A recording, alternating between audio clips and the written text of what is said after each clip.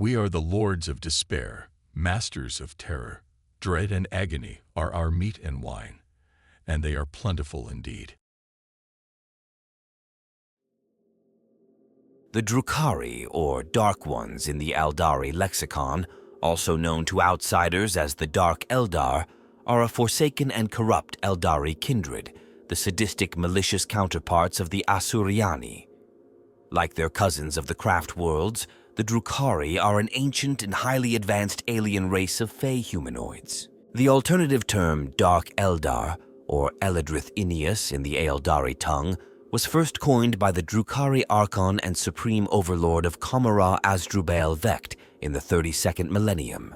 The Drukhari's armies, like their Craft World Aeldari counterparts, usually have the advantages of mobility and advanced technology, though they are often lacking in resilience and numbers. The Drukhari revel in piracy, enslavement, and torture, and are sadistic in the extreme. Drukhari armies make use of various anti-gravity skimmers, such as raiders and ravagers, to launch high-speed attacks. They strike with little or no warning, using an interdimensional labyrinth known as the Webway to traverse the galaxy safely and far more quickly than most advanced starfaring species are able to with their warp jumps. The Drukhari are unique amongst the intelligent species of the Milky Way galaxy because they do not live on a settled world or worlds, but rather the bulk of their population is concentrated in one foul city-state, the dark city of Comora, that lies within the ordered immaterium of the Aeldari Webway. The Drukhari are mainly pirates and slavers who prey on targets across the galaxy to feed their unholy appetites for other sentient beings' souls, a terrible desire called the Thirst, though they are sometimes used as mercenaries by other starfaring species. The Drukhari are the living embodiments of all that is wanton and cruel in the Aeldari character. Highly intelligent and devious to the point of obsession, these piratical people revel in the physical and emotional pain of others, for feeding upon the psychic residue of suffering is the only way they can stave off the slow consumption by the chaos god Slanesh of their own souls. The Drukhari, particularly their warrior castes, are tall, lithe, white-skinned humanoids. Their alabaster skin is death-like in its pallor, for there is no true life-giving sun within their dark realm to provide color. Their athletic bodies are defined by whipcord muscle, shaped and enhanced until they are physically stronger on average than their Craft World Aeldari counterparts, as the Drukhari prize physical and martial prowess highly. Yet for all their physical beauty by human standards, the Drukhari are still repugnant monsters. When viewed with the witch side of a psyker, the Drukhari's black souls are revealed, for they eternally thirst only for the psychic energy of the anguish and torment of other thinking beings in order to fill their own infinite emptiness. Unlike their Craft World Aeldari cousins, the Drukhari do not integrate their still powerful latent psychic abilities into their culture, and indeed have a great disdain for psykers of any kind. This is because, for the Drukhari, the use of psychic abilities would only further draw the attention of She Who Thirsts, Slanesh, upon them, and their souls are already at risk enough of being devoured by the Prince of Chaos. The entire species of beings who once ruled the galaxy-spanning Aeldari Empire for millions of Terran years are called the Aeldari. In the wake of the fall of the Aeldari, the survivors of the Great Cataclysm adopted new names for their varying subcultures or kindreds. The Aeldari who fled their ancient empire in the Craft Worlds eventually called themselves the Asuryani, since their culture was redefined by their decision to pursue the Asuryani path that they believed had been laid out for them by the chief Aeldari god, the Phoenix King Asuryan. Linguistically reflecting their diminished status, the Asuryani made themselves known to outsiders as Eldar, a name which came to be applied to the entire Aeldari species by imperial scholars for many millennia. For instance, the Drukhari were the malevolent faction of the ancient Aeldari who had chosen to remain within the Webway after the fall and continued to pursue the decadent and hedonistic ways that nearly led to their extinction. However, they were often referred to by outsiders as Dark Eldar, a term which they rarely used for themselves, and which was first coined by Asdrubael Vect from the Aeldari phrase Eladrith Aeneas in the 32nd millennium. Those wilderness-loving Aeldari who settled on maiden worlds many solar decades before the fall in the hope of avoiding the worsening corruption of the Aeldari culture are known as Exodites. The servants of the Aeldari laughing god Sagarak, who were protected by his influence within the webway from being slain during the fall, are called the Harlequins in the most common translation of the Aeldari term for the faction into Low Gothic. In recent years, since the formation of the Inari faction, which contains members of the Aeldari species from all of the kindreds, it has become common for the Asuryani to once more refer to themselves using the ancient term Aeldari, reflecting their belief that with the awakening of Ennead, the Aeldari god of the dead, their species is once more on the path to resurrecting its lost glory. In the era Indomitus, the term Aeldari has come to be preferred to Eldar, though the original name for the Asuryani, best known by the Imperium of Man, is still often used interchangeably. However, it is now more correct to refer to the Aeldari of the Craft Worlds as simply Aeldari, Craft World Aeldari, or when comparing them to the other Aeldari kindreds, the Asuryani. The Drukhari are still often referred to in the Imperium as Dark Eldar. Spawned in the darkest pits of the universe, the piratical Eldar are a curse upon all races of the galaxy. For untold thousands of years they have preyed upon us, stealing forth from the shadows and dark places on their raids of terror and violence, massacring or capturing all whose paths they cross. That they are utterly evil and inhuman is without question. The Drukhari are black-hearted reavers, to whom the galaxy and all of its peoples are but cattle to be enslaved at will. These alien pirates strike hard and fast from the shadows of the webway, vanishing again before the foe can fight back. The Drukhari are a twisted reflection of their craft world kin. They dwell in the strange realm known as the Webway, inhabiting Comorra, a cyclopean interdimensional metropolis rightly feared as the Dark City. The Drukhari feed on negative emotion, dedicating themselves to a non-stop war with the peoples of Realspace, in which they strive to inflict as much pain and misery as they possibly can. Forced through a dark quirk of fate to abandon the once potent psychic abilities of their Aeldari ancestors, the Drukhari instead epitomize physical excellence. Their athleticism and speed are unmatched, except perhaps by their towering arrogance. Add to this their lethal arcane science, and the Drukhari are amongst the greatest of threats in an already deadly galaxy. 10,000 Terran years ago, amid the apocalyptic screams of a newborn god, the mighty Aeldari Empire fell to ruin. Yet the architects of this catastrophe were spared the worst of its wrath, hidden deep within the bounds of the Webway. They lurk there still, a race of unrepentant monsters damned to suffer an eternal thirst for the pain of others. The Drukhari have fallen from true grace in the most profound of ways. Their roots as a culture lie at the very height of ancient Aeldari society, when theirs was perhaps the most highly advanced species in the Milky Way galaxy. The Aeldari once boasted mastery over an interstellar civilization that was the greatest seen in the galaxy since that of the Old Ones.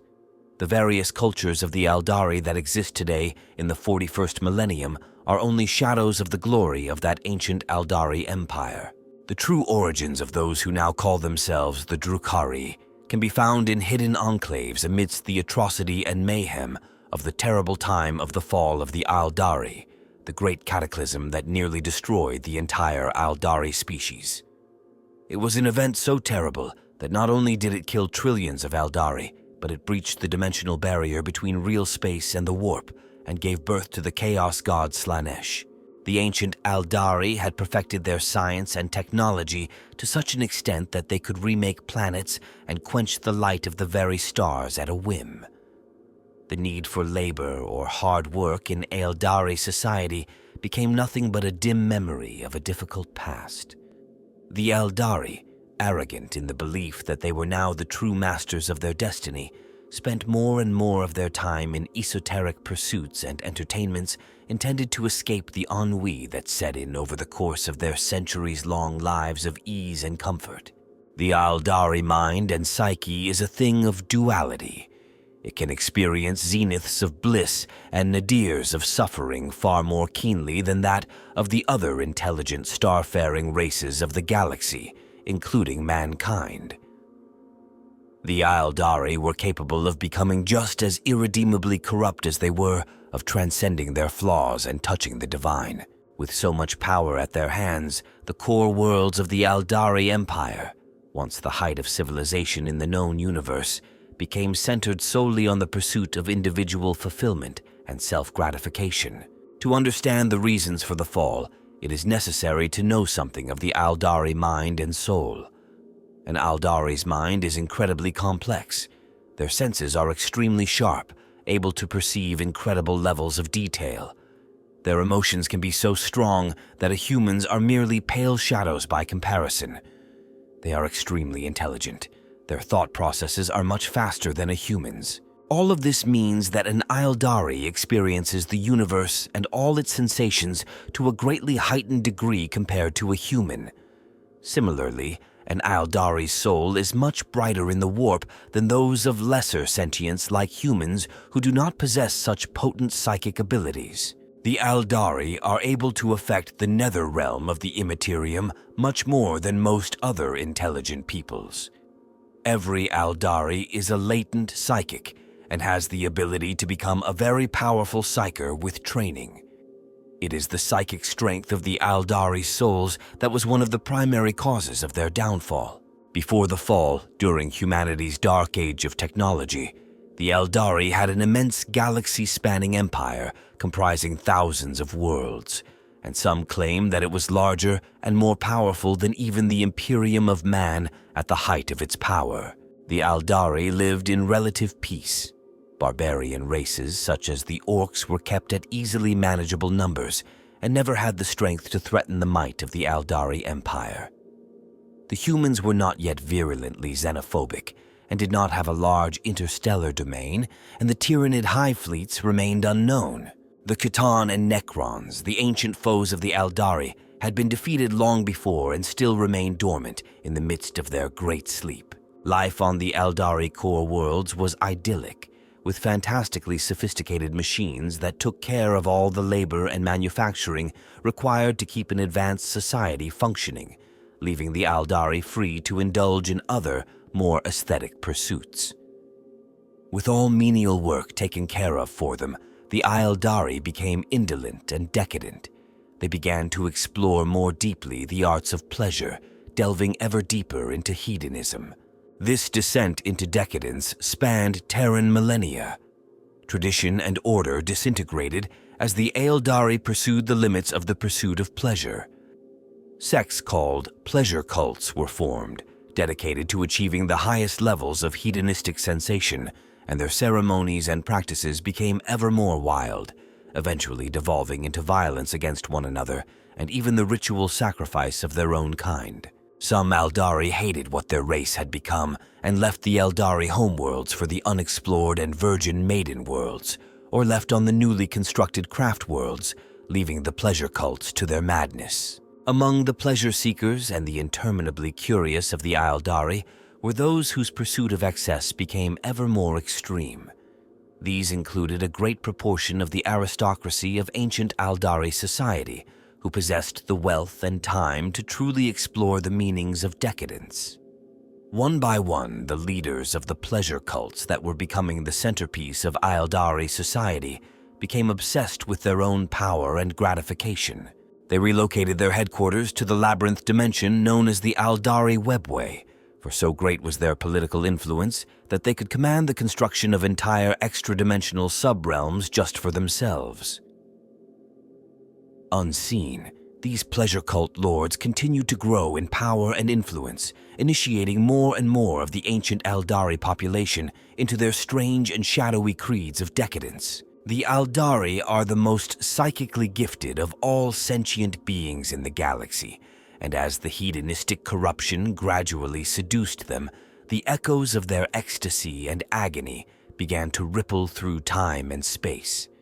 In the parallel dimension of the immaterium, the warp, the reflections of these intense experiences began to coalesce as the shifting tides of the chaotic Empyrean can take form around the raw emotions emitted by the sentient beings of the material universe and attract even more of such similar psychic energies to themselves. The constant stream of individual selfishness and indulgence pouring into the warp from the Aeldari Empire nourished and empowered that which lay within, a nascent god of pleasure and pain, content to wait and to grow. As the Aeldari Empire sank into corruption and decadence, brother turned against brother in pursuit of ever more extreme and darker pleasures.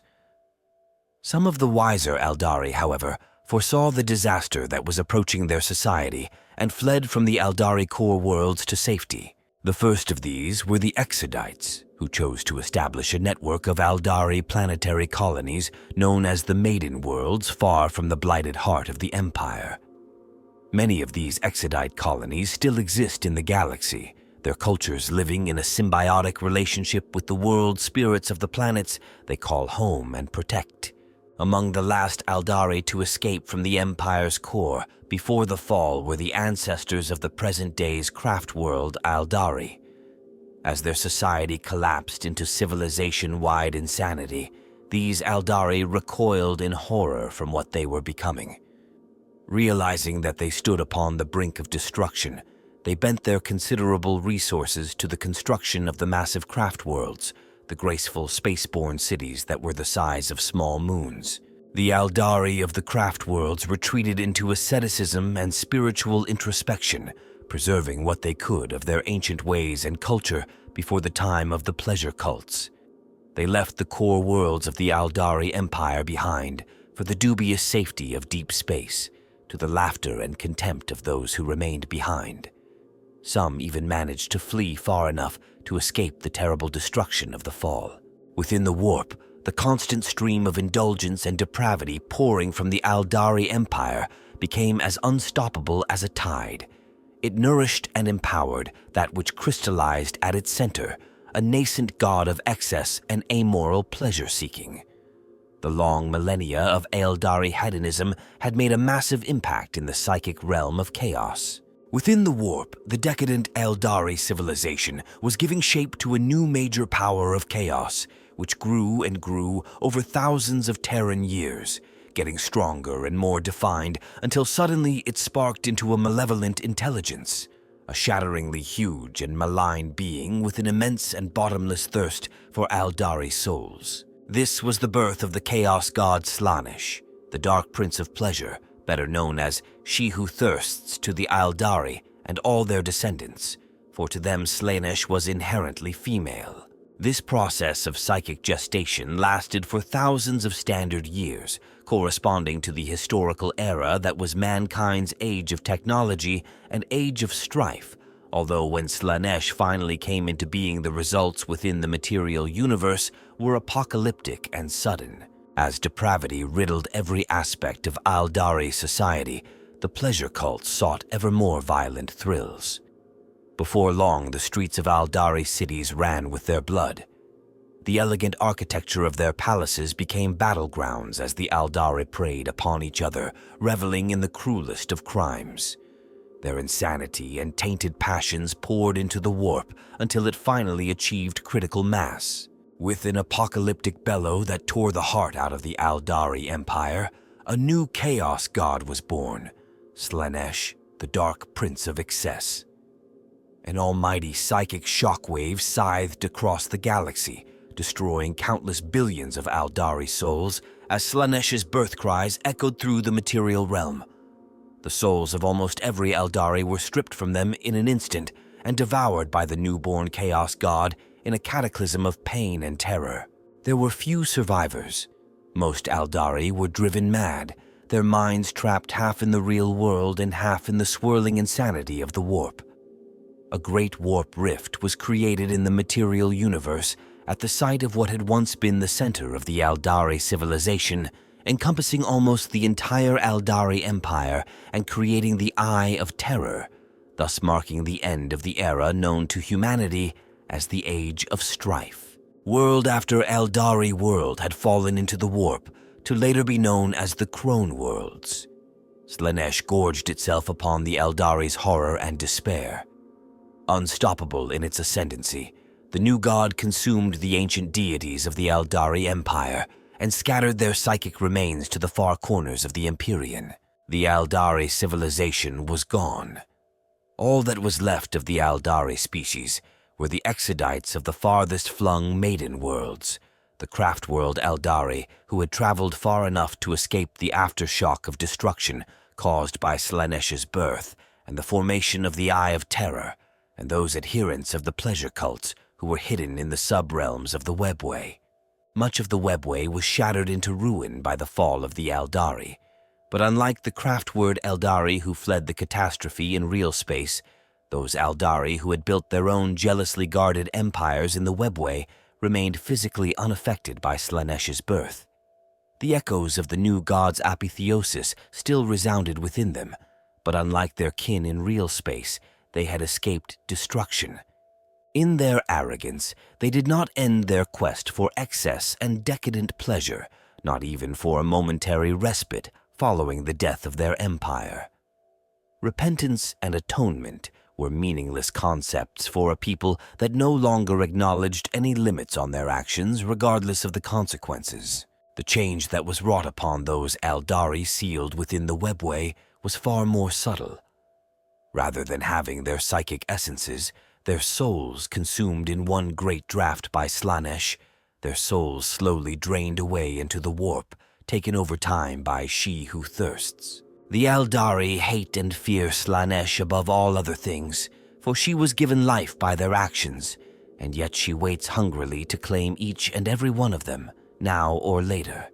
Where the Aeldari of the craft worlds learn to deny Slaanesh's hold upon them by using the mystical spirit stones, the infinity circuits, and the philosophies of the Asuriani path to safeguard their souls from consumption by She Who Thirsts, the Aeldari of the Webway became exceptionally good at ensuring that other beings suffered in their place. As long as they steeped themselves in the most evil and savagely decadent acts, the Aeldari of the Webway found that the curse of Slaanesh upon their people could be avoided. The psychic energy generated by the suffering and agony of others nourished their diminished souls and kept them vital and strong, filling their spare frames with unnaturally robust energies. Assuming that they could feed regularly enough upon the miseries of other intelligent beings, the Aeldari of the Webway became psychically immune to the passage of time, earning a twisted form of immortality. So it was that the Drukhari were born, a race of sadistic murderers and fiendish torturers who feed upon the suffering of others in order to prevent the slow death of their own immortal souls. 10,000 standard years later, in the 41st millennium of mankind, Slaanesh's thirst consumes the Drukhari still.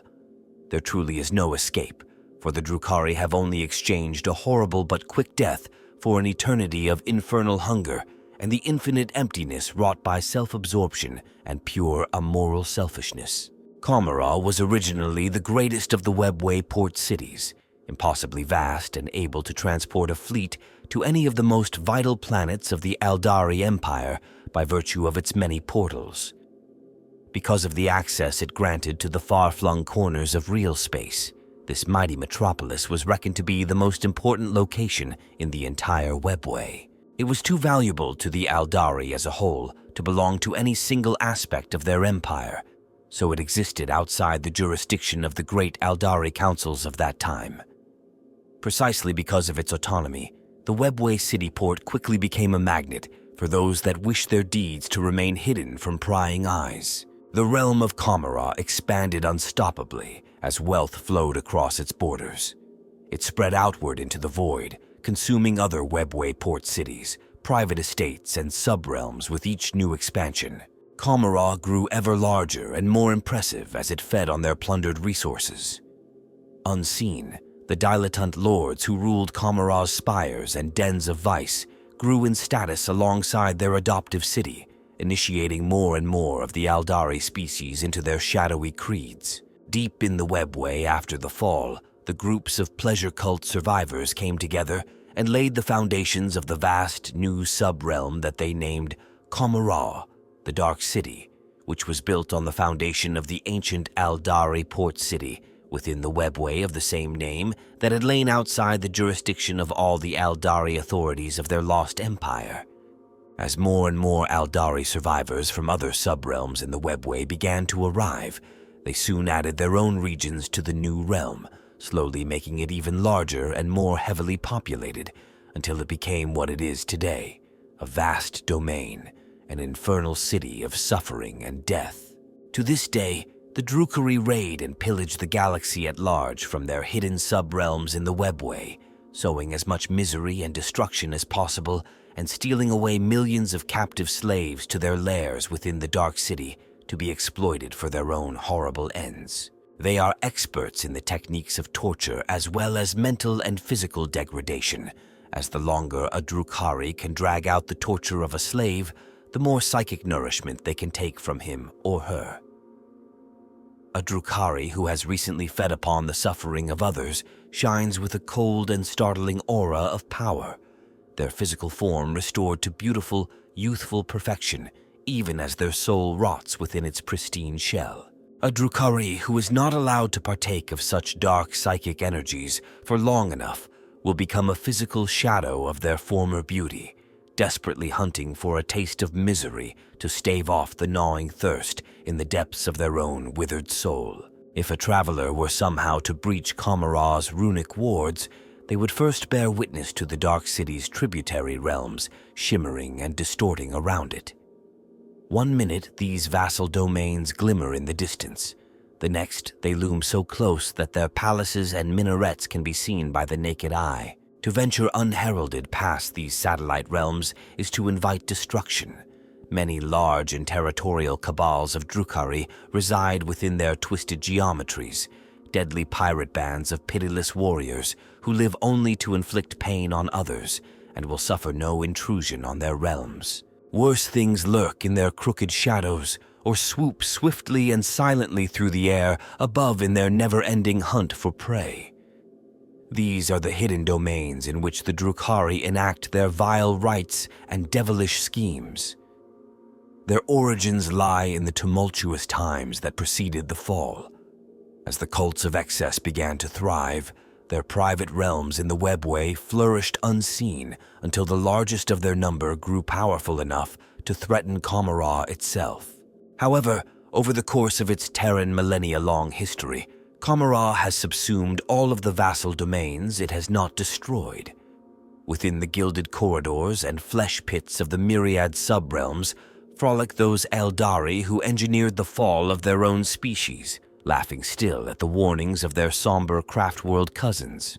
Over the millennia, Kamara grew from its shrouded beginnings into a galactic nightmare, its expansion driven largely by the machinations of one being, Asdrubael Vect of the Kabal of the Black Heart, who rose from slavery to become the true supreme overlord of the Dark City. 4,000 standard years after the fall of the Aeldari, in the time that mankind calls the 35th millennium, Kamara underwent its greatest ordeal since its founding.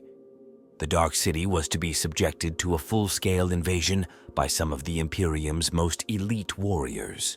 This catastrophic battle saw the rule of the ancient Aeldari noble houses of the city brought crashing down. They would be replaced by a city of Cabals under the rule of Supreme Overlord Asdrubael Vect, the architect of this time of strife. Vect began his days as an Aeldari slave, yet through pure guile and murderous ambition, he eventually rose to become the leader of a militant organization that he named the Kabal of the Black Heart. By the time Vect had established this power base, he had been recognized by the Drukhari's true-born aristocracy as a genuine threat. The Kabal of the Black Heart was opposed at all turns by the most influential of High Kamara's noble houses, Zelian, Krylak, and Ilithian. So it was that Vect, ever the master of turning foe against foe to his own advantage, concocted a plan to bring the fury of the Imperium of mankind to bear against his many enemies. So audacious was this scheme that, to the eyes of most, it would have seemed like a horrific gamble. This could not have been further from the truth. Every angle had been carefully considered, every necessary loyalty bought beyond any danger of doubt. Asdrubael Vect's plan to achieve ascendancy demonstrated that his mind was like some intricate and unstoppable clockwork machine. By the time the plan had run its course, millions had been ground between its merciless gears. Vect, meanwhile, elevated himself to a position of total supremacy, borne to unimaginable heights upon an ever-growing mountain of cooling corpses. The seeds of the Imperial invasion were sown in the region of the galaxy called the Desiderian Gulf. This area of wilderness space was well known among the human starfarers of the Segmentum Tempestus for the number of spacecraft that had disappeared within its confines. General Imperial practice was to avoid it at all costs. Unknown to the Imperium, there existed a vast portal into a main arterial of the webway within Desiderian space, shielded by hollow fields that made it appear to be nothing more than a shimmer in the starlight, perhaps a result of gravitational lensing. Behind this portal lurked the pirate fleets of Comera, waiting for unwary prey. The Drukhari's noble houses preyed upon Imperial shipping lanes only rarely in order to escape retribution. Hence, the missing ships were always considered acceptable losses or written off as bureaucratic errors of the administratum. Vect's first move was to increase the frequency of these piratical raids tenfold. He made it his Cabal's priority to capture every Imperial Navy warship and invade every human world within reach of the Desiderian portal. He tore apart the Astra Militarum regiments garrisoning the planets of the Desiderian system, devastated their fortifications, and disappeared with his living bounty into the depths of the Dark City, leaving nothing but utter ruin in his wake. This campaign saw the Cabal of the Black Heart grow rich in plunder and souls, though Vect's detractors thought him a fool for antagonizing the massive Imperial war machine. With its usual ponderous bureaucratic slowness, the Imperium eventually reacted to the disappearances in the Desiderian Gulf, a strike cruiser belonging to the Salamanders. Chapter of the Adeptus Astartes was close enough to investigate. It was patrolling the edges of the Gulf in search of the sacred artifacts and relics of their Primarch Vulcan. Captain Ficus of the Salamanders ordered his ship deeper into the Desiderian Gulf. After a short but violent exchange with Vect's Kabalite fleet, Ficus's strike cruiser Forgehammer was crippled by haywire bombs and transported through the Desiderian portal into the heart of the Dark City. The furore that resulted from this audacious capture set the spires of High Comera aflame with new intrigue. A Space Marine captain was a great prize indeed, for such an individual could withstand extreme and prolonged mental and physical torture before divulging his vital secrets about Imperial defense. Before long, Vect found his Cabal's fleet in the Desiderian Gulf, dwarfed by the armada of the Archon Lord Zelian. The Forgehammer, still rendered impotent by Vect's haywire field, was confiscated by Zelian, taken to High Comera, and analyzed by a long dissection process. In his arrogance, Lord Zelian had not reckoned with the resourcefulness of the Space Marines trapped within the stricken strike cruiser. The ship's Vox communications network had been shorted out by the haywire field, but unknown to Zelian there remained a more pervasive method of communication available to the Astartes. Captain Ficus's close friend, the gifted librarian Hestian, had sent a psychic request for aid as soon as the starship systems had been disabled. Hestian acted as a living beacon to the rest of the Salamanders chapter, a beacon now trapped within the spires of Zelian's realm in the Dark City. When Lord Zelian sent the elite of his warrior court to bring the Space Marines to his torture chambers, they were met with far sterner resistance than anticipated. The Drukhari found it easy to carve through the hull of the strike cruiser and gain entrance to its dark corridors, but overpowering the Space Marines proved impossible. Lit only by the flashes of bolt gun fire, a desperate battle took place within the hull of the Forgehammer until Astartes and Drukhari blood had mingled upon its hull plates. Zelian was quick to realize that he had underestimated his victims. He returned the salvage rights for the Astartes starship to the Cabal of the Black Heart, appearing generous but actually intending to seize the Space Marines once the Black Heart had suffered the losses in taking them captive. Vect readily agreed, forming small strike forces of all those warriors in his Kabal whom he suspected of disloyalty and sent them to face the strike cruiser's defenders piecemeal. Vect's Kabalite warriors, triumphant on dozens of worlds, marched into the Forgehammer without fear, but the battle lasted for solar days. Salaine was happy to let Vect drive his so-called Kabal to destruction, believing the Kabal's Draken to be a fool for not attacking with all the force at his disposal in a single massive assault. Vect played a waiting game, feeding the disloyal elements of his Kabal to the guns of the Space Marines to buy time, and even employing Comerite mercenaries with well-known ties to Zelion's court, all of whom were soon swallowed by the violence within the human strike cruiser. On the 16th solar day of the siege, the skies above High Comera suddenly broke open. The Salamanders chapter had received the coordinates that had led them to their beleaguered battle brothers from the librarian Hestian's psychic broadcasts. The Desiderian portal had mysteriously been left fully operational, its guards slain and its controls locked so that it could not be closed. The full fury of the Imperium of Man thundered from the crackling jade-colored webway portal directly above Archon Zelion's personal spire. Through it came starships bearing the heraldry of not only the Salamanders, but also the badges of the Howling Griffins and the Silver Skulls. Chapters of Space Marines. 24 strike cruisers, each appearing like a chunk of Gothic architecture reshaped for war, hammered through the wide-open portal into the shadowy skies of the Dark City. At their heart was the great battle barge Vulcan's Wrath, an immense spacecraft with broadside batteries that could flatten whole cities. Its prow was a vast jutting ram that plowed straight into the spire where Zelion stood, crushing it like a hammer driven into a priceless sculpture. The Drukhari overcame their surprise quickly. From nearby Port Shard came hundreds of exotic craft, each a needle-like splinter next to the slab-like Imperial vessels, but no less deadly for that.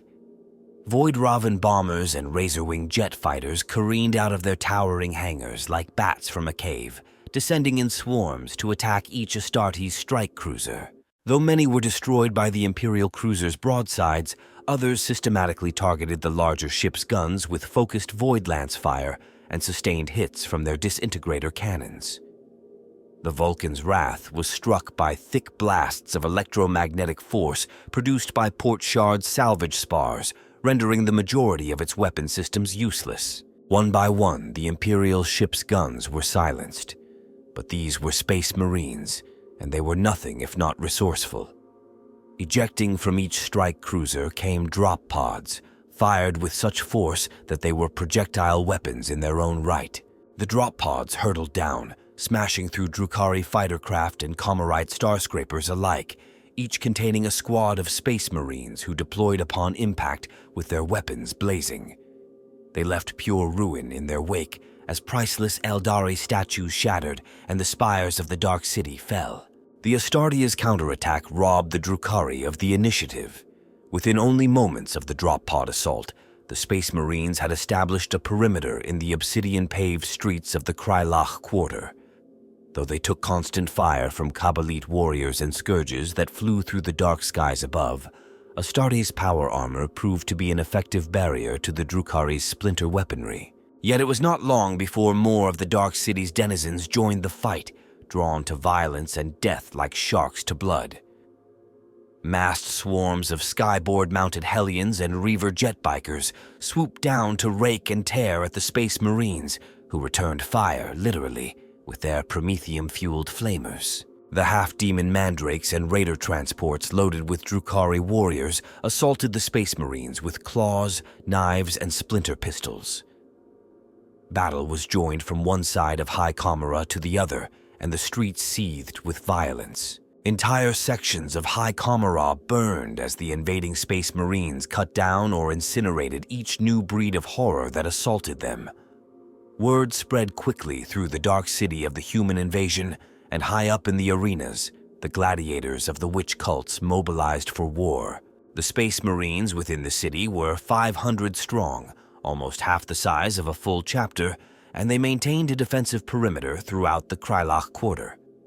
High Archon Krylach himself, led a massed charge against the Astartes, intending to crush the invaders that were destroying his personal fiefdom. Yet Krylok's rampage was ultimately halted by a stray blast from a dark lance that vaporized him where he stood, as the forge hammer lay shackled by electromagnetic force high in the spires. The battle in the skies of the Dark City intensified. Xelian's last command had been to destroy the captive human ship, no matter the cost, for if mere humans recovered his prize, the Archon's authority and that of his fellow noble-born peers would be shattered forever. Flights of winged scourges armed with haywire blasters and heat lances began to systematically destroy the captive ship, while a fleet of Ravager gunships forced the Space Marines who sought to rescue the vessel's battle brothers back into cover. Then, in a storm of light generated by their teleportation technology, Terminators from the Salamander's first company teleported directly onto the hull of the Forge Hammer and returned fire. The Scourges were driven back, and Captain Ficus seized his chance.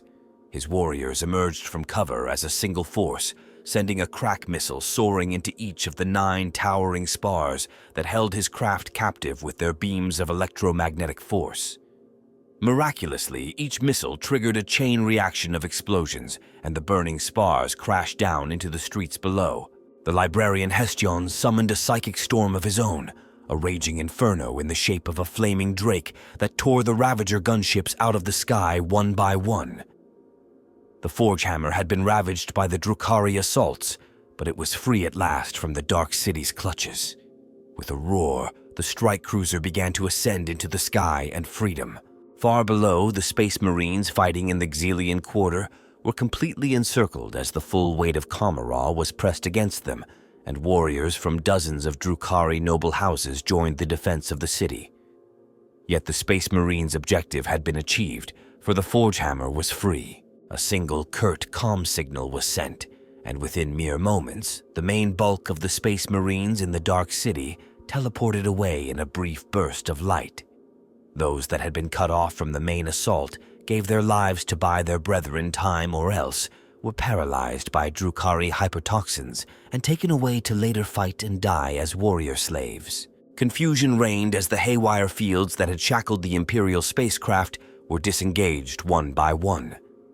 The battle barge Vulcan's Wrath, now joined by the badly damaged Forge Hammer, fired its retros and disengaged itself from the ruins of what had been Archon Xelion's pride.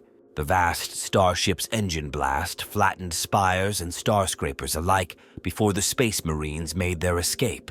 The entire Astartes fleet then passed through the still-yawning webway portal above High Kamara and escaped triumphantly into Realspace. In the aftermath of the Imperial invasion, Kamara changed forever.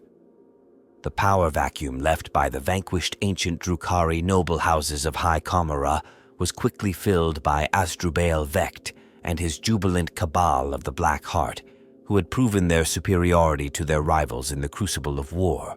In the years that followed, Vect played politics like a true Machiavellian master of intrigue, forever asserting the meritocracy of the Cabals over the ancient aristocracy of the Aeldari noble houses. Into the yawning power vacuum stepped Asdrubael Vect and his Kabal of the Black Heart. Eschewing all pretense at innocence, Vect ensured that word of his machinations became public. All would know that to stand in the way of Asdrubael Vect meant certain death, and in the centuries that followed his grasp on power would inexorably tighten. So it was that the Kabal of the Black Heart rose to ascendancy over the Dark City in place of the old Aeldari nobility, and Archon Vect's new position as the supreme overlord of Kamara and the Drukhari people was sealed.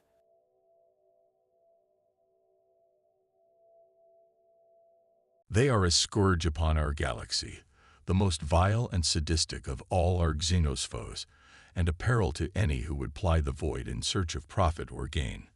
Whatever happens, should the shadow of their ships darken your path, pray you die fighting at the helm of your vessel, lest fortune favors you and they take you alive. The Calixis sector and Koronus Expanse are regions that have some significance to the Aeldari, and while it has been many Terran millennia since they have had any major presence there, The worlds of that great frontier are still laced with many thousands of webway passages and tunnels connecting worlds and star systems. Today, these tunnels are twisted, stretched, and torn by the psychic pressure of the warp storms, dividing the Calixis sector and Koronus Expanse. While the mysterious rites of the Harlequins long ago sealed many of these passages, others still remain open to the tides of the warp, infested with vile and ephemeral creatures. This region of damaged tunnels is centered across the warp rift known as the Screaming Vortex.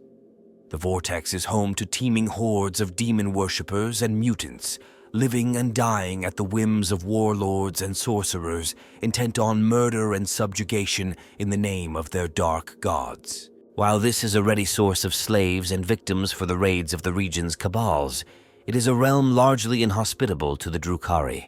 So strong is the presence of she who thirsts within the storm. However, suspended at some point between the Screaming Vortex, the Koronus Expanse, and the Webway, is an island of relative stability where numerous groups of Drukhari have formed a twisted haven. Here floats the Nexus of Shadows, a Drukhari outpost built upon an ancient and massive technological relic. 3 major cabals dwell in the tunnels and passageways that cross the Calixis sector, the Koronus Expanse, and into the Screaming Vortex. The foremost of these, at the heart of the Nexus, is the Kabal of the Splintered Talon. The others, the Kabal of the Shadowed Thorns and the Kabal of the Crimson Woe, are of a more mercenary inclination due to their lesser status, often selling their murderous skills to other races in exchange for resources or opportunities to grasp at power. The Kabal of the Crimson Woe operates in the Calixis sector more than in the Koronus Expanse, in part to avoid directly competing with the Kabal of the Shadowed Thorns and thus drawing their ire. Numerous other groups exist alongside these, from the Cult of the Withered Blade, which controls the Bloodspine Pits on the Nexus of Shadows, and the Sutured Helix, a coven of homunculi that operates from the Nexus of Shadows, to numerous smaller factions that raid and scavenge for scraps of their betters' might and prestige. The Drukhari operating near the Nexus of Shadows are frequently on the move, either carried within fleets of void ships or traveling in smaller groups on light skimmers through the winding and impossible labyrinth of the Webway, returning to the Nexus of Shadows only periodically to trade their cargo of tormented victims for supplies and to replace slain warriors. These itinerant raiders often cross paths with pirates and reavers of other species, particularly the chaos-aligned flotillas that hail from the Screaming Vortex and isolated bases like Iniquity. A select few of these have been shown the location of the Nexus, so that they may trade in slaves, dark lore, and abhorrent technologies, but these are relatively rare. The Drukhari are a plague upon the Koronus Expanse. Raiders, slavers, pirates, and even rogue traders suffer at their barbed lashes and blades. Any who cross the maw and sail the void of the Koronus Expanse learn to fear the wicked silhouettes of their void ships and their seemingly endless cruelty towards all life, including their own. Only vigilance and firepower keep the worst depredations of these terrible raiders at bay, though from the dens of Footfall to the commerce halls of Port Wander, there are countless tales of crew lost and ships savaged in their sudden attacks. Within the Calixis sector, the Imperial Navy keeps the warp routes and sector worlds protected against the worst of these raids. And while some outposts and lone vessels still disappear at the hands of the foul Xenos, most Imperial citizens sleep soundly, never even knowing that such a depraved species haunts the stars above their heads. In the Koronus Expanse, it is different, as that lawless place has neither a fleet capable of guarding the uncharted wastes, nor a tightly controlled network of worlds that can call upon one another in times of need. The Expanse is a playground for the Drukhari, where along with the myriad of other alien menaces, they can raid worlds and take void ships with relative impunity, slipping away into the night from whence they came. The power of the Drukhari is compounded by the fact that no one knows precisely where they come from or where they go, nor can they explain the aliens' uncanny ability to appear from nowhere and then vanish with their stolen cargoes of goods and slaves just as quickly. Some rogue traders believe there must be a Drukhari world somewhere in the Expanse from which they launch their raids, though where exactly it is and how it could have evaded detection for so long remain a mystery that has yet to be unraveled. The Galen sphere upon which the Nexus of Shadows was built is an ancient human relic of the long-forgotten age of technology. The size of a small moon, covered with towers and antennae, the sphere was crafted around a solid core, the remnants of some mineral-rich asteroid that its automated systems are slowly eroding away as it adds more and more levels to the sphere. Neither the Galen sphere's alien inhabitants nor those few explorers from the Imperium who have had a chance to study it know its true purpose. How the sphere came to enter the webway is also a mystery. Abandoned for untold ages, the sphere could have drifted through a webway gate, or even been drawn towards one by the ancient programs and protocols of its cogitators seeking to study a breach in the webway that it perceived as a celestial phenomenon. Alternatively, it is possible that some unknown force moved it into the webway for some inscrutable purpose. Once it entered the webway, the sphere spent eons drifting from one region to another before becoming trapped in a confluence of ancient forces and alien power fields. Now it floats in a relatively stable position, more debris of a forgotten age of enlightenment. It was Salaine Morn and her Kabal of the shadowed Thorns that first rediscovered the Galen sphere and decided to put it to use. After being exiled from Kamara, the Archon spent many Terran years wandering the webway with her fleet, raiding worlds and looking for a place to claim as her own. The sphere, with its well-hidden location and ancient technology, presented the perfect place for a new home. Unfortunately for Salaine, the sphere's defenses and legions of servitor guardians were too numerous and powerful for her Kabal alone to overcome. Thus, Salaine forged an alliance with Zergarn Kul and his Kabal of the Splintered Talon, and together they purged the city of its ancient human defenses, destroying that which they could not control and sealing away the areas that they could not inhabit. Even though their forces had secured a landing zone and deactivated the aging orbital defenses, it was to take Terran years for the Drukhari to carve out the areas where they would build their city. As more Drukhari came to the Nexus, new sections would be cleared of their ancient automated defenses. Often, the Drukhari would drive thousands of slaves into an area to identify these dangers, or simply to exhaust a turret's ammunition so it could be destroyed. Other Xenos races were also allowed to settle in the Nexus as part of trading missions, though these aliens had to clear their own areas for habitation. The lasting result of this wanton conquest by the Drukhari and their allies is that many areas of the Nexus still show signs of battle, and the stripped remains of the combat machinery of the sphere is a common sight along its shadowed streets. Occasionally, the Nexus's old defenders rear their heads once again, but the Drukhari usually put them down swiftly. Almost immediately after the arrival of the Drukhari and its establishment as a port, the Nexus began to operate as a hub for trade and a base for raiding. Close to the Koronus Expanse and the Calixis sector, it opened up fresh opportunities for slavers and worlds that before had been out of reach or too dangerous to raid using the fractured remains of the webway. The Nexus of Shadows quickly grew in size and wealth on the backs of its slaves, despite the fact that most Drukhari of Kamara at least openly shun the cursed place and the outcasts who live there. The Xenos of the Koronus Expanse and the heretics of the Screaming Vortex have no such compunctions, however, and have found the Nexus to be a useful place to trade and congregate, a place far from the reach of the Imperium and utterly hostile to its agents. Salaine welcomed such factions into her city on account of the wealth and influence they offered, as well as the added protection it afforded her against those who would try and take the city from her. Unfortunately for Salaine, it was not an outside force or an alien that was to oust her from power. In the end, one of her own, Zergarn Kul, usurped her and exiled her once more into the webway before she could do the same to him. For many of the inhabitants of the Nexus, this change in power meant little, especially for the slaves, to whom one Drukhari Archon is much the same as another. Salaine Morn intentionally projects a presence that is both evasive and unmistakable. Her dread majesty is as hard to put into words as it is to ignore.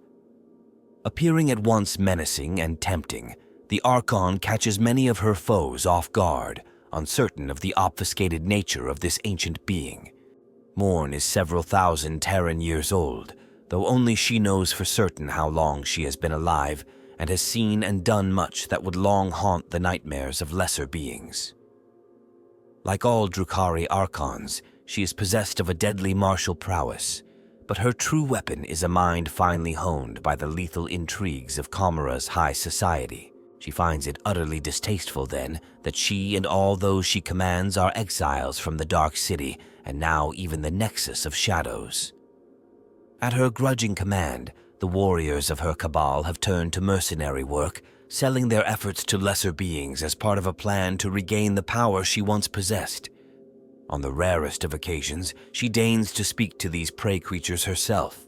The hidden realm of Kamara was shaken to its foundations by the coming of the Great Rift, known to the Aeldari as the Dethadian, and the warp quake or disjunction that Yvraine had brought into its heart on the night of Revelations when the god of the dead Ennead first began to stir to wakefulness. Asdrubael Vect was out for revenge for the damage to his control over Drukhari society that had resulted from that event. But the supreme overlord of Kamara found himself in something of a quandary.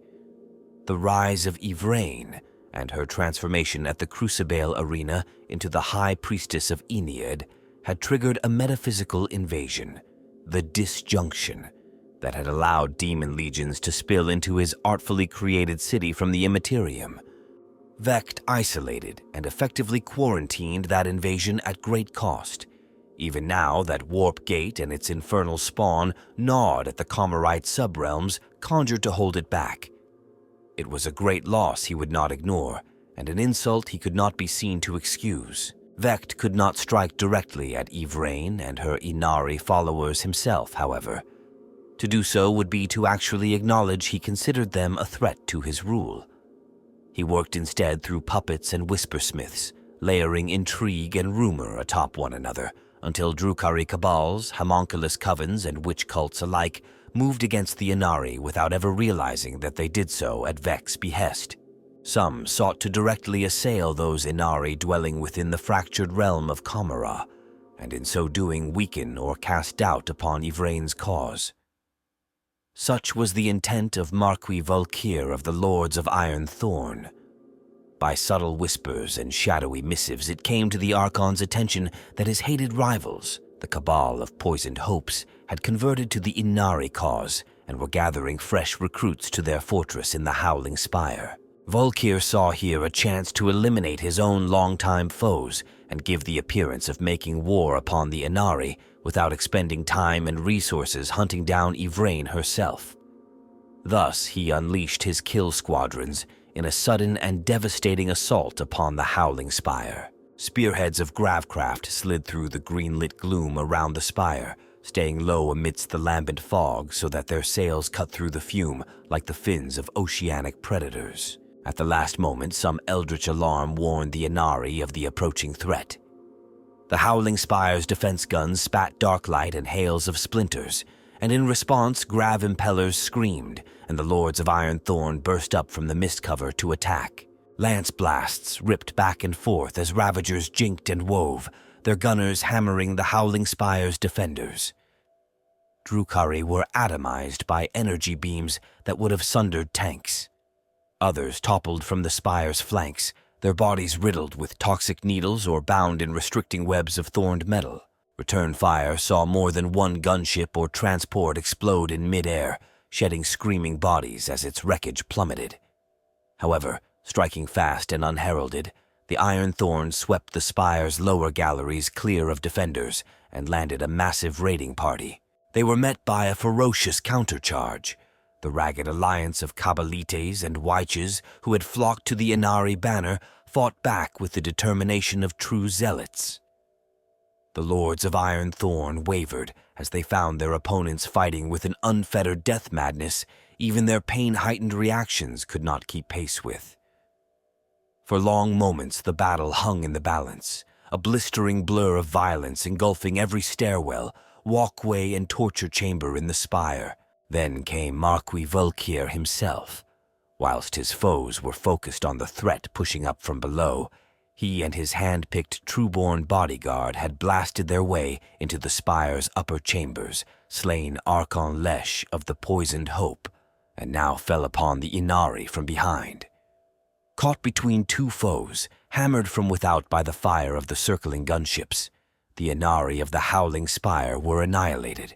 This was but one example of the internecine warfare that erupted anew as, disgusted or furious, Drukhari turned upon the deviant death cultists in their midst. Yet though the devotees of Inead found themselves beset, they were far from defenseless. Conflict and violent rivalry is the norm in Kamara, and this fresh schism was but one more reason for the Drukhari to tear at one another. So it was that several sub-realms of the Dark City were claimed by pro-Inari Drukhari factions, fortified against assault, and became separatist enclaves in their own right. The message of Inead spread slowly through Kamara, but despite Vect's best efforts, spread it did. This was not Vect's only plan, of course. Through third-party brokers, he offered impossibly rich rewards for Yvraine's severed head, and so spurred dozens of hunting parties and feral mercenaries to take up the Prophet's trail. Perhaps the deadliest such hunting party was led by Drazar, Master of Blades. By following Yvraine to the sacred debating fires of Craftworld Saimhan and striking from a hidden webway portal, Drazar got his blade a hand's breadth from the High Priestess's neck.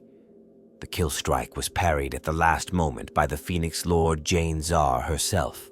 The running battle that followed saw Asuryani, Inari, and Drukhari clash in a series of engagements that took them to the ancient ruins of the Aeldari Empire and beyond. Skilled as she was, Jane Zar could not overcome Drazhar in combat, for where she was a leader as well as a warrior, Drazhar was devoted to bladesmanship alone. But Jane Zar had pledged her power to the Inari, and with Inead's grace upon her, she fought with uncanny speed and skill to defend Yvraine. It appeared that even a mastermind such as Vect, allied with a near-mythical warrior such as Drazar, could not engineer Yvraine's death. The Whispering God had use for his High Priestess still, and he would not be denied. There are other attempts to strike at Yvraine as well.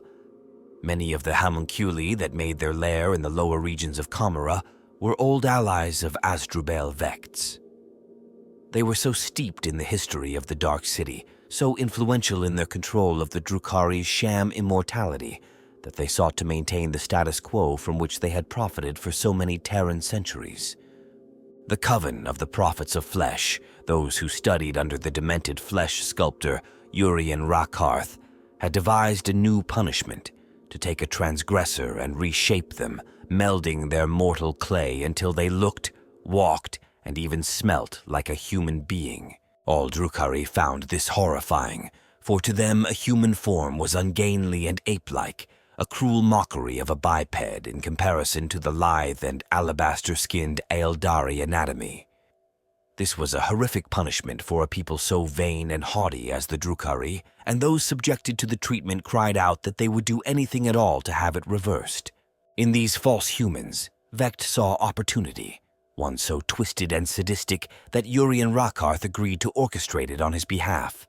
On the Slabcrete planet of Ghodri Sekhmet, Yvraine preached the Inari Creed to a hidden gathering of Alaitok pathfinders high in the peaks. The Aeldari did not expect any of the dull-witted humans who infested the rest of the planet to uncover the location of their eyrie, and Yvraine was speaking with such passion and fervor that all eyes were on her. Hence, when the Imperial military announced their presence with a well-organized Astra Militarum pincer assault, the Aeldari found their line of retreat cut off by artillery fire. The Inari and Alaitosi fell back to the webway portal by which they had made planetfall upon Ghodri Sekhmet, only to find a strike force of Drukhari mercenary elites bursting through. Caught between the hammer of the Drukhari assault and the anvil of the Astra Militarum, amongst whose ranks were Vect's false humans who had engineered the attack, the Inari were decimated. Only the manifestation of the Incarni, summoned to battle by so much Aeldari death in one place, allowed Yvraine and the rest of the command structure of the Inari to break through and make their escape into the webway. Drukhari, like most Aeldari kindreds, make use of advanced technology, including anti-gravity devices, dark matter weaponry, nanotechnology, and psychic artifacts. While Drukhari do make use of psychic devices, they do not any longer use psychic powers themselves because of the danger that interacting with the warp brings for those whose souls are desired by Slaanesh. Psykers are treated as playthings in Kamara, and given the twisted, sadistic nature of the Drukhari, this necessarily involves pain and torment for the Psyker. Though it is manufactured rather than psychically grown from the hardened substance of the warp, like the wraithbone implements of the craft world Aeldari, the Drukhari's weaponry is just as technologically advanced as that of their more benevolent counterparts. When it comes to war, the Drukhari are veritable artists. Their technology is refined to the point that some of its effects appear as nothing less than magical to less advanced intelligent species like humanity. Their infinite, if infinitely dark, imaginations and sheer skill have led them down a sinister path. Their favorite weapons can set every nerve ending afire with pain, dark light beams, whips that bleed acid, and eldritch soul traps. The Drukhari are so confident of their own abilities that their lightweight suits of body armor incorporate bladed plates not only for protection, but also to provide them with yet another weapon to inflict pain. The warriors of Kamara are well versed in the physiology and anatomies of all the other star-faring species of the galaxy, knowledge that is used to inflict the maximum amount of pain, suffering, and death. The Drukhari employ a number of handheld weapons designed to eviscerate, lacerate, and incise at close quarters. Although varying widely in design and use, all employ a similar technology in their construction. They are built from very lightweight materials with blades honed to a molecular edge, capable of cutting through even ceramite armor plating when sufficient force is employed. Weapons incorporating powerful shock fields have also been recovered by Imperial forces, and these devices utilize an energy generation and transference system as yet beyond the comprehension of human tech adepts. The raiding parties of the Drukhari are able to suppress their treacherous natures only in pursuit of power, spoils, and slaves. When the Kabals of Kamara gather in large numbers, they darken the skies of unsuspecting worlds with their razor-edged anti-gravity craft and fall upon the unwary populations of the galaxy with extraordinary speed and their characteristic sadism. Every Drukhari is fundamentally defined by his or her innate selfishness. Personal power, the pursuit of comfort, and the gratification of their dark desires are the only things which truly hold value for the Drukhari. They take no pride in the achievements of others within their species and measure every endeavor's worth in how it contributes to their own self-interest. The need for survival in a hostile galaxy is the only thing that bonds the Drukhari together as a species, and thus even in combat, they are not normally inclined to cooperate with one another beyond the bare minimum required. Yet, on occasion, an opportunity may present itself that even the greatest of the Archons is forced to admit cannot be seized by a single Kabal acting alone. This could be an Imperial hive world whose teeming masses of humanity are ready to be culled, an Asuryani craft world drifting unpowered and vulnerable to a slave raid, or a newly discovered intelligent alien species unaware of the dangers which haunt the galaxy. Such targets represent more than a single witch cult or cabal could hope to assault on its own without suffering crippling losses. But the potential rewards are so great that they prove willing to share the spoils with others within the Dark City. Drukhari society is splintered and lacking in any true unity. The raiders of the Dark City owe their first allegiance to themselves and then to the cabal or witch cult to which they belong. Each of these factions constantly compete with one another in the pursuit of their divergent goals and will happily betray or murder any of its allies of convenience once they have outlived their usefulness. Amongst the Drukhari, only the most devious and ruthless survive for long, and any alliance or coalition that forms does so only either out of greed or fear of its individual participants' rivals. The lure of thousands of souls to be enslaved and tortured, and immense amounts of wealth to be plundered, can draw Drukhari together to face a large or very well-defended target. Power is the only truly palpable currency within Kamara, and a successful attack on a target of unusual magnitude can secure extraordinary wealth and authority for those who were daring enough to carry it off. At the same time, no self-respecting Archon or succubus would willingly stand by while his or her rivals benefit from such a cooperative venture. As such, when large-scale assaults are in the offing, they can grow to unusually large proportions as jealous Drukhari nobles pledge their support for the raid, whilst all the time plotting ways to double-cross their newfound allies and seize all the plunder and prestige for themselves. While it is greed that forges these massive Drukhari assaults, it is fear that keeps them cooperative. The Drukhari are defined by their fear of many things, including death, loss of status, and the plots of their rivals. An unusually large war fleet allows the Drukhari to hunt much larger and more powerful victims. However, just as a raid that earns victory returns with great wealth and the envy of all Commorragh, a failed raid will lead to a loss of standing amongst the participants and possible enslavement by their rivals, who will immediately move to capitalize upon the raid leader's perceived weakness. By involving all of one's rivals in the attack, the risk of failure can be shared by all. Additionally, the nature of Commorragh's vicious politics means that when a Drukhari faction seeks to move against its rivals, the blow needs to be decisive, overwhelming, and completely successful. Any less will result in the unleashing of civil strife that will see entire cabals and witch cults destroyed, thousands murdered amongst the spires of the Dark City, and slavery and torture for almost all as the enemies of both sides seize their own advantage. Because of the terrible risks involved with such reprisals, the fear of these consequences keeps most of the double-dealing and treachery within a large war fleet to a minimum until the participants return with their spoils to Commorragh. The strike forces of the Drukhari, despite consisting of treacherous and scheming murderers, work like well-tuned machines upon the battlefield. Raids are planned in meticulous detail by the Archons and succubi that lead them, and hidden routes through the webway are opened in readiness for the assault. Only the most capable are recruited for each Realspace raid, which is why Drukhari warriors are such determined opponents, and why their bitter rivalries are set aside during battle. Working in concert ensures that not only is the greatest amount of punishment inflicted upon Realspace, but also that the maximum number of victims can be taken back to Commorragh. Vendettas are revisited only once the captives are divided, for above all the Dark City requires a steady intake of fresh souls. The Cabals regularly launch piratical invasions, so there is much to be gained from being part of such an organization. The thrill of hunting lesser mortals, the chance to personally capture new slaves, but most importantly, the revitalizing feast of unbridled destruction at Hunt's End.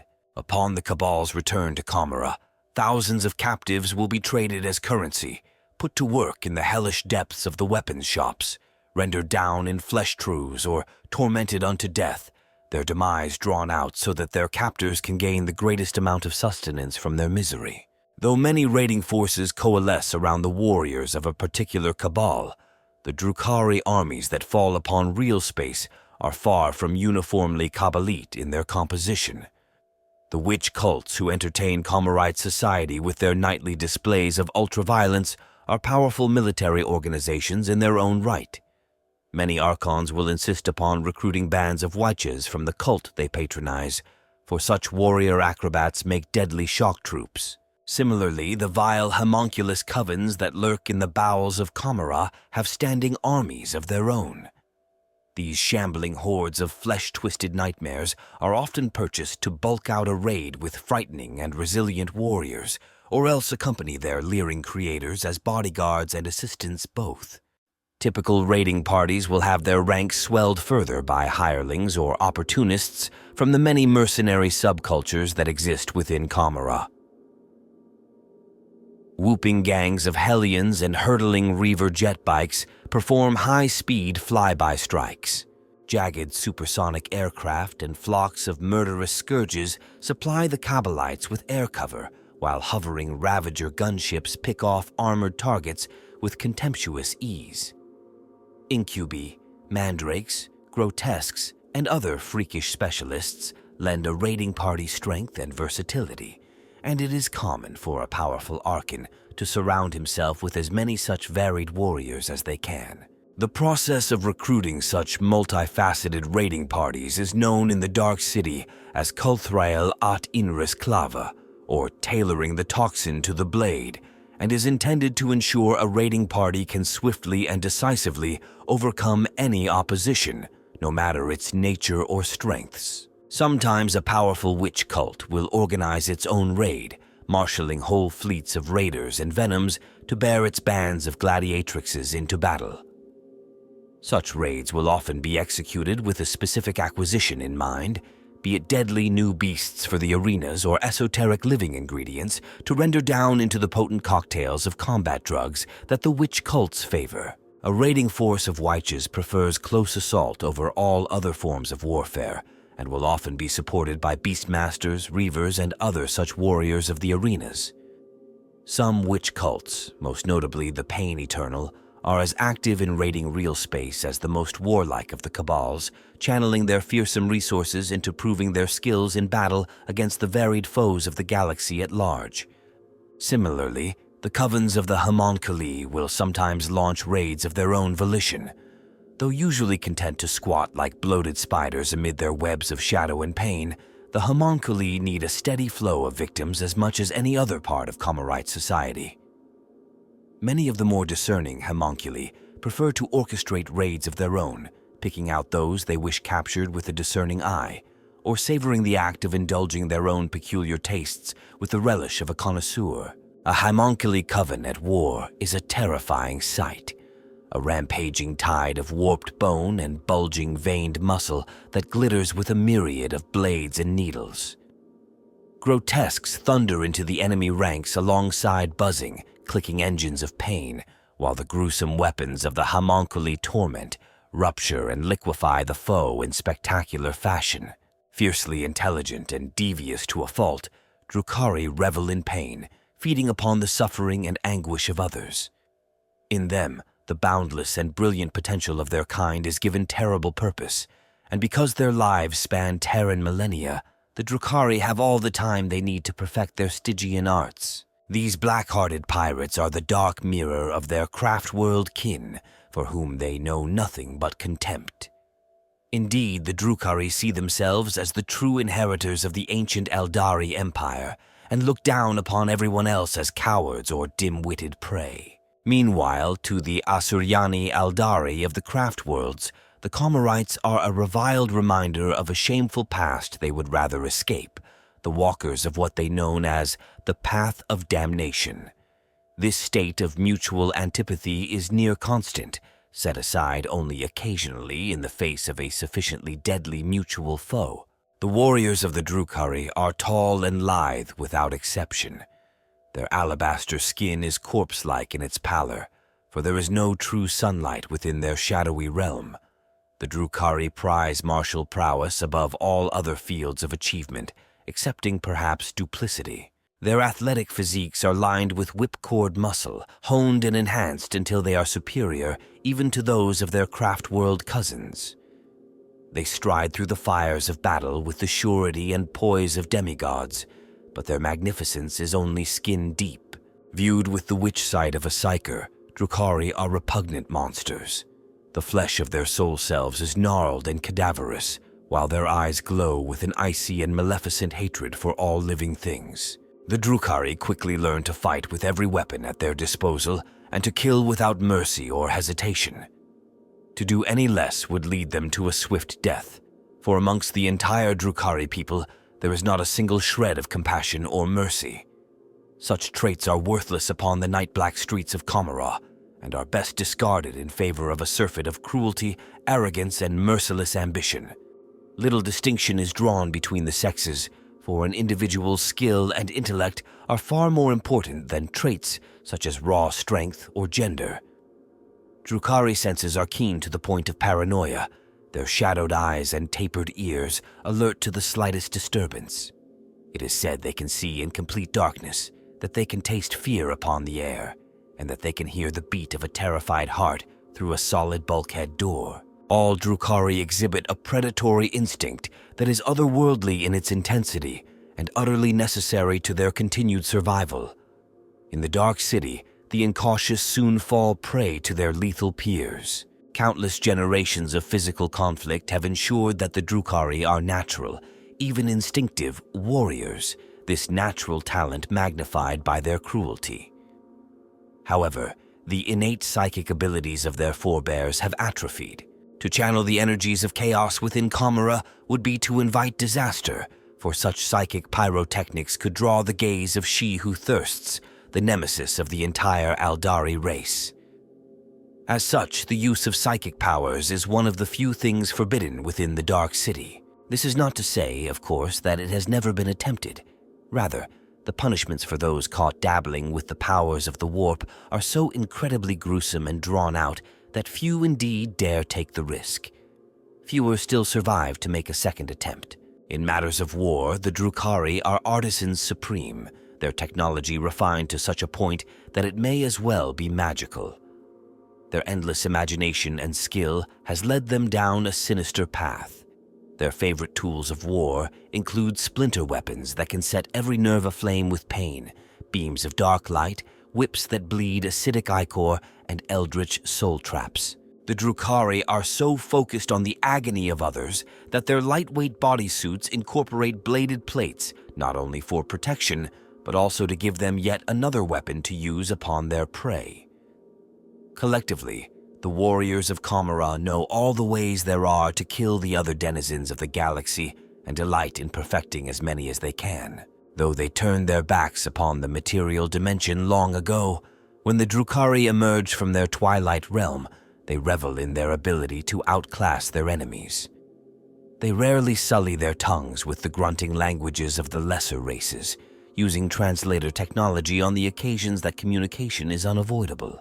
The warrior Kabal strikes swiftly and without warning from portals opened within the labyrinth dimension of the webway, only to disappear like ghosts when enemy resistance becomes too severe.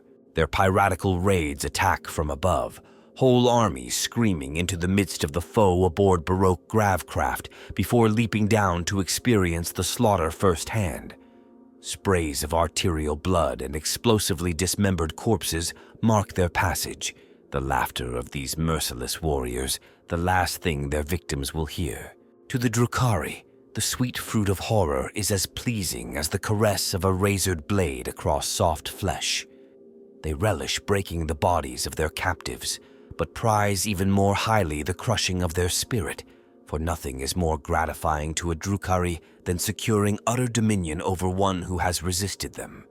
They drink in every nuance of woe until their captives gibber and plead for death, a mercy the Drukhari are famously slow to grant. Even this is not a release for some, for the foul Drukhari Homunculi hold the power of life and death in their claws.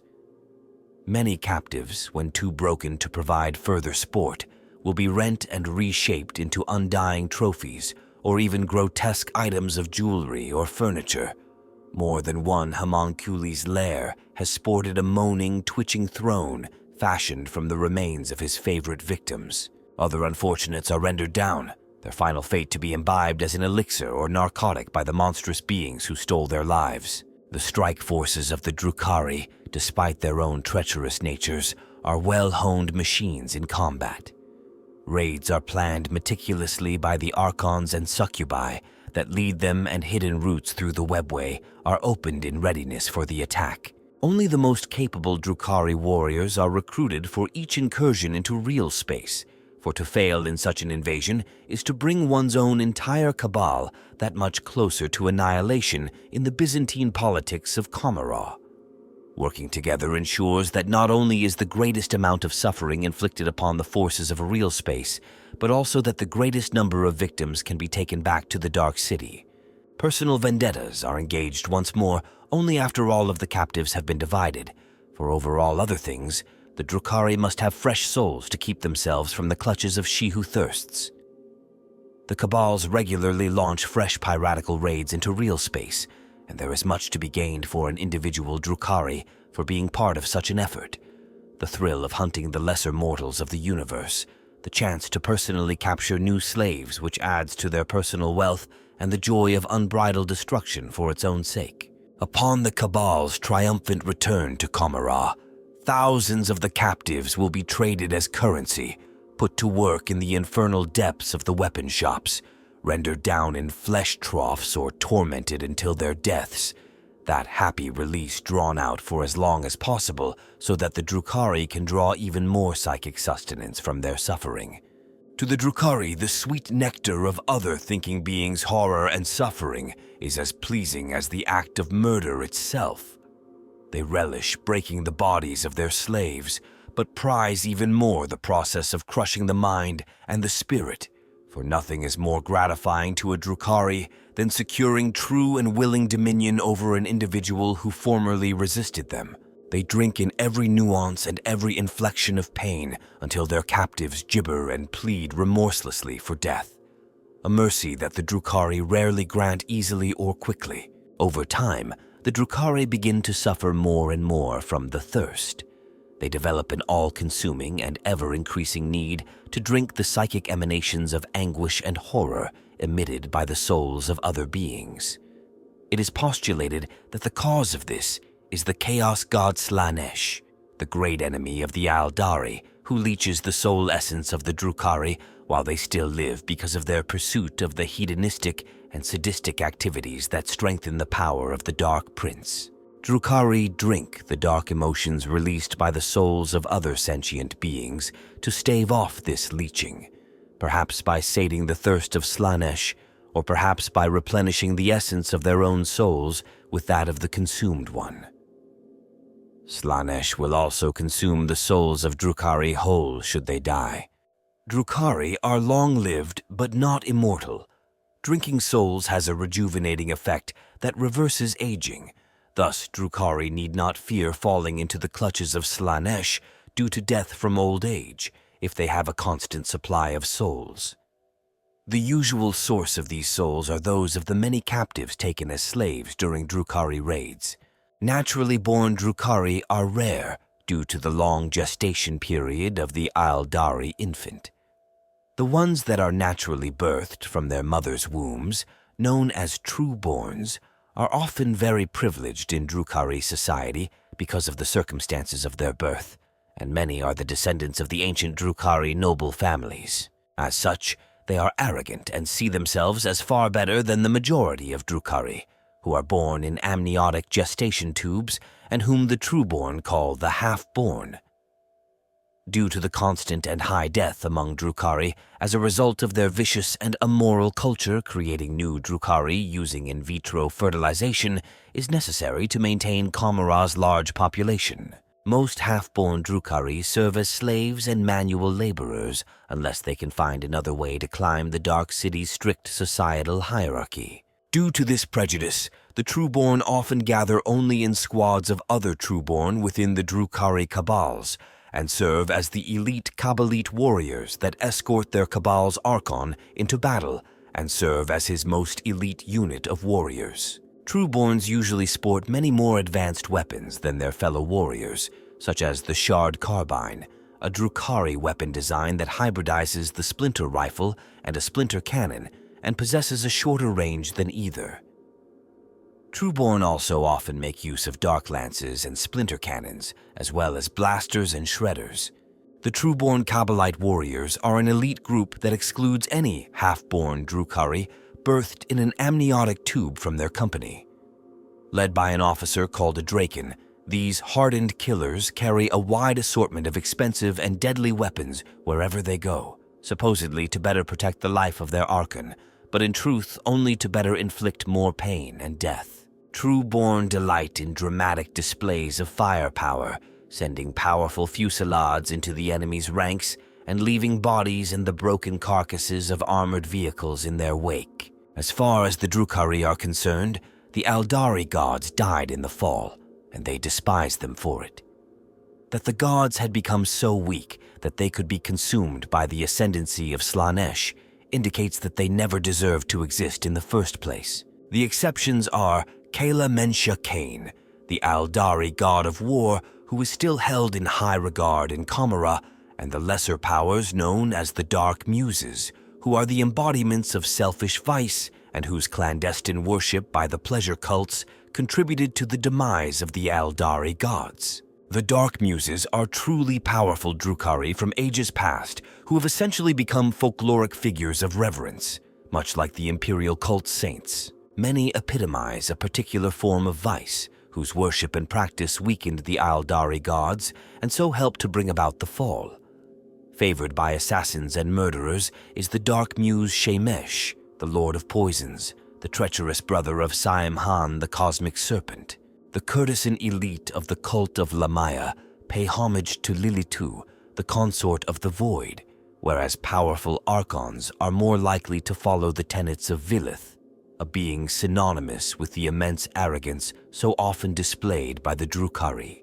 Before they enter combat, many traditionalist witch cults invoke the red crone Hecate, or make sacrifices to Kale, mistress of blades.